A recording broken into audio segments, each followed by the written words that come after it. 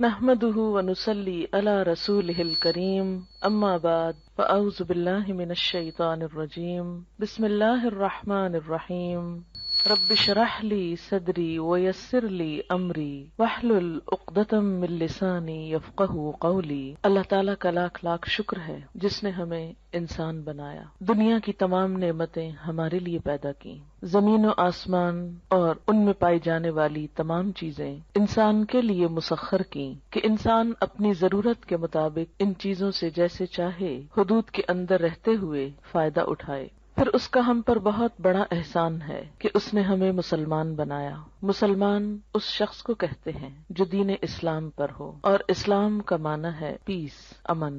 گویا مسلمان وہ شخص ہوتا ہے جو پرامن ہوتا ہے، اندر سے پرسکون ہوتا ہے، لوگوں کے ساتھ پرامن ہوتا ہے۔ لوگوں کے ساتھ وہی شخص پرامن ہو سکتا ہے جو اندر سے پرسکون ہو۔ اگر کوئی شخص خود اندر سے بے چین ہو، غیر مطمئن ہو، غم، غصے، غضب کا شکار ہو، وہ شخص دوسروں کے ساتھ اچھا معاملہ نہیں کر سکتا۔ اسی طرح وہ شخص جو اندر سے بدنیت ہو، حسد کا شکار ہو، بدگمانی کا شکار ہو، برے جذبات کا شکار ہو، وہ شخص بھی دوسروں کے ساتھ اچھا برتاؤ نہیں کر سکتا۔ نبی اکرم صلی اللہ علیہ وسلم نے مسلمان کی تعریف یہ بتائی کہ المسلم من سلم المسلمون من لسانہ و یدہ۔ مسلمان وہ ہوتا ہے جس کے ہاتھ اور زبان سے دوسرے مسلمان سلامت رہیں، یعنی ان کو کوئی تکلیف نہ پہنچے۔ تو جیسا میں نے عرض کیا کہ دوسروں کو سلامتی وہی دے سکتا ہے جس کا اپنا دل سلیم ہو، سلامت ہو۔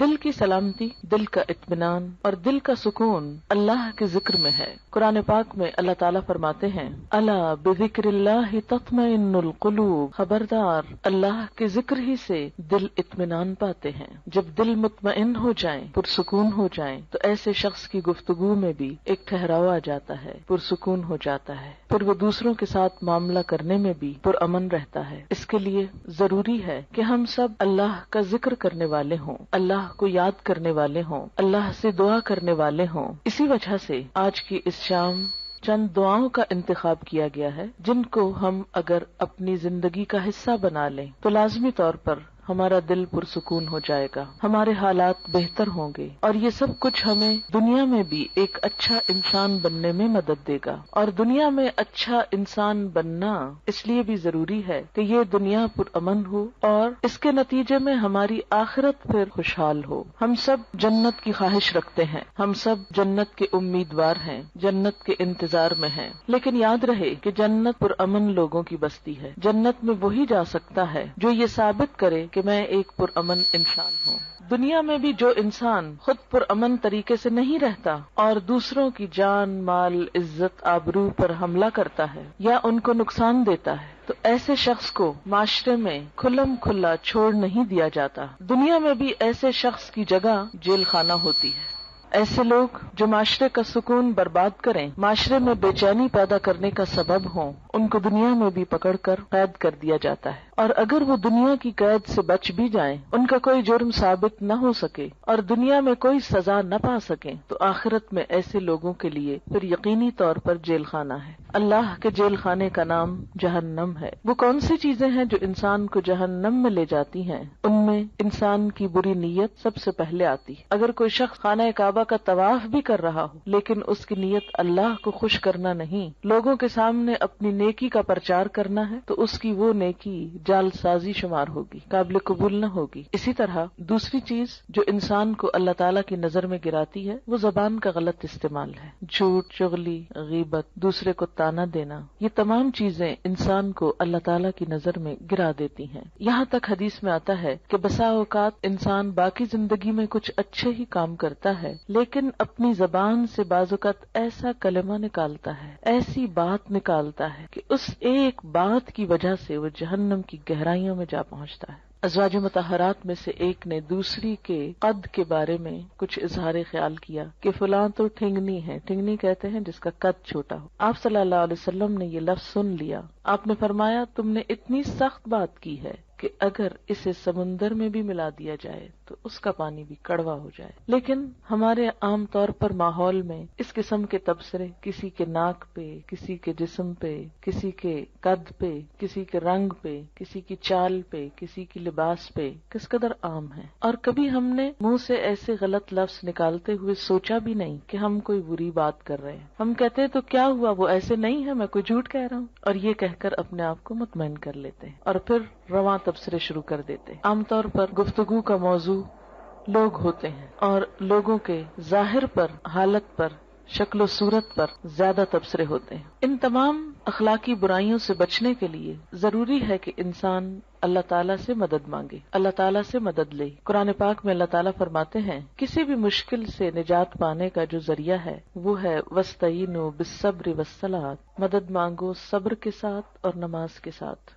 نماز اللہ کے ذکر کا بہترین طریقہ ہے، اللہ کو یاد کرنے کا. نماز ایک دعا بھی ہے، لیکن نماز کے علاوہ یا نماز کے بعد بھی اللہ کو یاد کرنا اہل ایمان کا طریقہ ہوتا ہے. دعا ایک عبادت ہے، نہ صرف یہ کہ عبادت ہے بلکہ عبادت کا بھی نچوڑ ہے، عبادت کا بھی اعلیٰ ترین حصہ ہے. حدیث پاک میں آتا ہے کہ جو اللہ سے دعا نہیں مانگتا اللہ تعالیٰ اس سے ناراض ہو جاتا ہے. بعض اوقات ہم یہ سمجھتے ہیں کہ اللہ کو تو پتہ ہی ہے ہم کو کیا چاہیے اور وہ تو ویسے بھی دے سکتا ہے، ہمیں مانگنے کی کیا ضرورت. نہیں، آپ صلی اللہ علیہ وسلم نے فرمایا جو لوگوں سے مانگتا ہے لوگ اس سے ناراض ہوتے ہیں، اور جو اللہ سے نہیں مانگتا تو اللہ تعالیٰ اس سے ناراض ہوتا ہے. تو ہمیں لوگوں کی طرف توقع رکھنے اور ان سے مانگنے کی بجائے اللہ کی طرف رجوع کرنا چاہیے. دعا انسان کی بندگی، عاجزی اور اس کی عبادت کا ایک ذریعہ ہے، ایک طریقہ ہے. اللہ تعالیٰ اس بات کو ناپسند کرتے ہیں کہ کوئی بندہ اس کے آگے ہاتھ پھیلائے اور پھر وہ ان ہاتھوں کو خالی لوٹا دے، کیونکہ وہ کائنات کا بادشاہ ہے. لیکن عموماً ہم دعا مانگنے میں کچھ ایسی غلطیاں کرتے ہیں کہ جن کی وجہ سے دعا قبول نہیں ہوتی. اس میں سب سے بڑی غلطی یہ ہوتی ہے کہ بسا اوقات ہم دعا تو مانگتے ہیں لیکن غفلت کے ساتھ توجہ نہیں کرتے، ہمیں یہ نہیں پتا ہوتا ہم مانگ کیا رہے ہیں. بعض اوقات کیا کرتے ہیں، کسی مشکل کے لیے وظیفہ تو پڑھتے رہتے ہیں، کوئی مخصوص آیت 1000 دفعہ پڑھ لی، 2000 دفعہ پڑھ لی، لیکن دعا نہیں مانگتے. ہم سمجھتے ہیں کہ صرف یہ آیت پڑھنے سے ہی کام ہو جائے گا. اس طرح ہم اپنے اوپر ایک ناروا بوجھ بھی ڈالتے ہیں اور دعا سے بھی محروم رہتے ہیں. بعض اوقات ایسی دعائیں مانگتے ہیں جو اس موقع کی مناسبت سے نہیں ہوتی. بعض اوقات ہم کچھ چیزیں تو مانگ لیتے ہیں روٹین میں یا رٹے رٹائے جملے بول دیتے ہیں لیکن ان کو محسوس نہیں کرتے. اور بعض چیزیں ہماری ضرورت کی ایسی ہوتی ہیں کہ جن کو مانگنے کا ہمیں سلیقہ ہی نہیں آتا کہ وہ بھی مانگنی چاہیے. اس لیے وہ تمام چیزیں ہم مانگیں جو نبی صلی اللہ علیہ وسلم نے مانگی. وہ کیوں، کس لیے؟ اس لیے کہ آپ ہمارے لیے ایک بہترین نمونہ تھے. آپ کی دعائیں بھی قبول ہوئیں، آپ کے مانگنے کا طریقہ بھی ہم سے زیادہ بہتر تھا، اور آپ نے وہ تمام چیزیں مانگی جو مانگنی چاہیے اور جو ہمیں بھی اپنی زندگی میں مانگنی چاہیے. یہ زندگی ہمیں ایک دفعہ ملی ہے، اس زندگی کو ضائع ہونے سے بچا لینا چاہیے، دوسرا چانس نہیں ہے. اگر آج ہم نے اپنے وقت اور اپنی زندگی کی قدر نہ کی اور کچھ چیزوں سے محروم رہ کر دنیا سے چلے گئے تو یہ محرومیاں مستقل ہو سکتی ہیں. اس لیے عقل مند شخص وہی ہے جو اللہ سے مانگتا رہے. دعا انسان کی کوششوں میں ہونے والی کمی کو بھی پورا کر دیتی ہے. ایک شخص جو مانگتا رہتا ہے وہ اگر عمل میں کچھ کم بھی ہو تو دعا عمل میں آگے بڑھاتی ہے، اور اگر پھر بھی کمی رہ جائے تو اس کمی کو پورا کر دیتی ہے. ہماری کچھ دعائیں تو مانگی ہوئی فوراً پوری ہو جاتی، کچھ ایسے ہوتی ہیں کہ جو پوری نہیں ہوتی لیکن ان کے بدلے کوئی آنے والی مصیبت ٹل جاتی ہے. آپ صلی اللہ علیہ وسلم نے فرمایا کہ ایک طرف سے دعا اٹھتی ہے اور دوسری طرف سے مصیبت آ رہی ہوتی، وہ دونوں آپس میں جھگڑنے لگتی ہیں. دعا مصیبت کو اوپر لے جاتی ہے کہ واپس جاؤ، اس بندے پہ نہیں آؤ، اور مصیبت اترنا چاہتی. پھر فرمایا جس میں زیادہ زور ہوتا ہے وہ دوسرے کو دبا لیتی. اگر دعا میں طاقت ہے، دعا میں قوت ہے، شوق ہے تو وہ مصیبت کو واپس لے جائے گی. اور اسی طرح اگر دعا پھیکی ہے، ڈھیلی ڈھالی ہے، یا مانگی نہیں یا پوری نہیں تو پھر مصیبت آ جاتی ہے. تو دعا کا ایک فائدہ کیا ہے؟ بسا اوقات وہی چیز مل جاتی جو ہم مانگ رہے ہوتے ہیں. بعض اوقات وہ تو نہیں ملتی، وہ جا رہی ہوتی ہے لیکن راستے میں وہ ایک آنے والی مصیبت کو واپس لے جاتی. مثلا انسان پہ کوئی بیماری آنے والی ہوتی اور انسان کو نہیں خبر کہ اس کے ساتھ یہ ہونے والا ہے. انسان کچھ اور مانگ رہا ہوتا ہے، مال مانگ رہا ہوتا ہے، اولاد مانگ رہا ہوتا ہے، گھر مانگ رہا ہوتا ہے، یا جو ہماری عام روزمرہ زندگی میں مانگنے کی چیزیں. اب اس کو وہ تو نہیں ملتا جو وہ مانگ رہا ہے، لیکن وہ مصیبت ٹل جاتی ہے جو آنے والی تھی، کیونکہ اگر وہ آ جاتی تو یہ مانگی ہوئی چیز ملنے کے باوجود وہ اس کی خوشی نہ دیکھ سکتا۔ مثلاً اگر ایک انسان کی موت آ رہی اور وہ زندگی نہیں مانگ رہا، وہ گھر مانگ رہا ہے، اگر اس کی دعا اسی طرح قبول کر لی جائے، اس کو ایک اچھا گھر مل جائے، لیکن گھر ملتے ہی اس کی زندگی باقی نہ رہے، تو اس کو اس گھر کے ملنے کا کیا فائدہ ہوا؟ کوئی فائدہ نہیں، کیونکہ وہ تو زندہ ہی نہ رہا۔ اس لیے اللہ تعالیٰ کو زیادہ بہتر طور پہ پتا ہوتا ہے کہ اس وقت ہماری ضرورت زندگی ہے یا گھر ہے، مثلاً یا صحت ہے یا اولاد ہے۔ بعض اوقات انسان اولاد کی دعا کرتا ہے، بیٹے کی دعا کرتا ہے، جو ہمارے معاشرے میں عام طور پر ہے، لیکن اللہ تعالیٰ وہ نہیں دیتا، اس کے بدلے میں کچھ اور دے دیتا ہے جو اس سے زیادہ انسان کی ضرورت ہوتا ہے۔ تیسرا طریقہ یہ ہوتا ہے کہ جو کچھ انسان مانگتا ہے وہ نہ تو وہ ملتا ہے، نہ مصیبت ٹلتی ہے، بلکہ آخرت کے لیے جمع ہو جاتا ہے، انسان کی نیکیوں میں بدلتی جاتی ہے دعا۔ کوئی مانگی ہوئی دعا ضائع نہیں جاتی۔ یہ یاد رکھیں کہ دعا ایک ایسی نیکی ہے جو ضائع نہیں ہوتی، وہ اپنا اثر ضرور رکھتی ہے۔ کچھ کام تو ایسے نا جو ہم کرتے بھی رہیں تو ضائع ہوتے جاتے ہیں، کوئی نتیجہ ہی نہیں نکلتا۔ مثلا دنیا میں کئی ایسے بزنس ہوتے ہیں، انویسٹ کرتے ہیں لیکن اس کو کوئی فائدہ نہیں ہوتا، الٹا نقصان میں جاتے ہیں، لیکن دعا ایسی انویسٹمنٹ ہے جو ضائع نہیں جاتی۔ آپ مانگتے چلے جائیں، اگر دنیا میں کچھ نہیں بھی ملا تو آخرت میں اس کے بدلے میں اتنا کچھ جمع ہو جائے گا کہ وہاں جا کر انسان تمنا کرے گا، اے کاش میری کوئی دعا دنیا میں نہ سنی جاتی اور مجھے آج ہی سب کچھ مل جاتا۔